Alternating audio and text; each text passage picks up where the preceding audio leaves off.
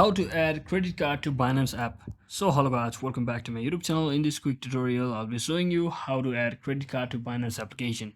So first thing, you have to simply click on this trade button, or you can also click on this asset button, from where you can actually try to buy the cryptocurrencies. So just tap on the any of the cryptocurrency which you want to buy and simply enter the amount from over here. And as you can see, my account is not verified yet, so I'll just show you from an example.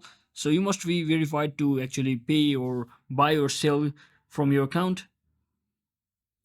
So once you are able to buy or sell, simply tap on this buy or sell any of the option. So once you select buy and enter the amount of how much you will want to pay, and you will be seeing this interface where you can easily access your payment method, that is Skrill or card. So just tap on this card option, and from over here you can basically fill out all of these details over here, just like this, including your card number, CVV number, expiration date, as well as billing address, all of that.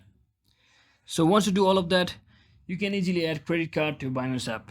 So that's it for today guys. I hope this video was helpful. If it was, don't forget to like and subscribe to the channel. See you on the next one.